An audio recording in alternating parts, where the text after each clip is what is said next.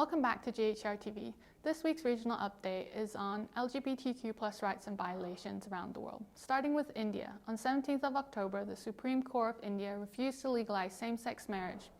Though the court acknowledged the discrimination the LGBTQ+ community faces, it refused to approve same-sex marriage, saying such decision fell outside its purview and should be addressed by the Indian Parliament. It also ruled against granting adoption rights to unmarried gay couples.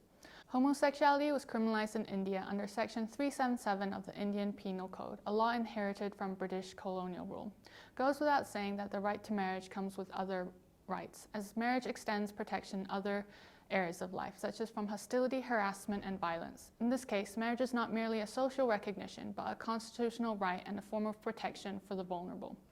Next, in Nigeria, the paramilitary group, the Nigerian Security and Civil Defense Corps, arrested a group of people gathering in northern Nigeria on Monday. They were accused of attending a gay party and making plans to hold a gay wedding. Like most African countries, Nigeria enforces a number of anti-gay laws. The same-sex marriage prohibition bill, signed into law on January 2014, criminalizes same-sex relationships and public displays of affection between same-sex couples.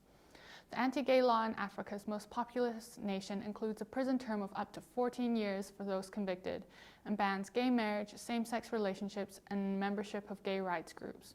Under Sharia law in northern Nigeria, homosexuality is punishable by death, though such a sentence has never been enforced.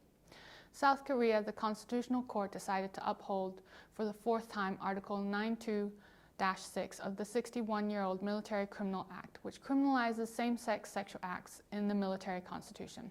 This ruling underscores the widespread prejudice experienced by LGBTQ+ people in South Korea and the government's lack of action to prevent harm and ensure equality, which is their human rights responsibility.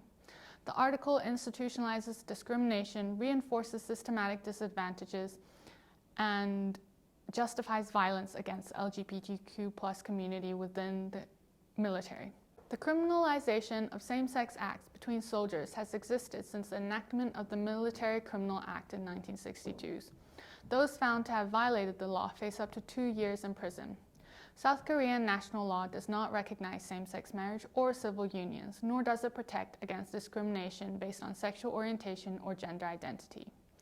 In more positive news, Japan's Supreme Court issued a ruling on the 25th of October in a family law case, declaring that the stipulation of the special law on gender identity disorder, which mandates surgical sterilization as a prerequisite for gender reassignment, is unconstitutional. The decision was based on the determination that the sterilization requirement runs counter to Article 13 of the Constitution, which emphasizes the importance of respect for individual rights. United Nations agencies and other international bodies have said that involuntary sterilization surgery is a violation of human rights and should be eliminated. The case follows years of advocacy to remove this abusive requirement that contradicts medical practices and international human rights law. The 15 justices unanimously agreed that being forced to undergo sterilization constitutes a significant constraint on the freedom from invasive procedures. The court's decision is being hailed by campaigners as a landmark for LGBTQ+ rights in Japan and Asia. Despite all the positive steps made in recent years, significant progress still needs to be made in terms of LGBTQ+ rights around the world. Thank you for tuning in to this week's regional update. For more information and human rights news, please follow us on GHRTV.org and other social media.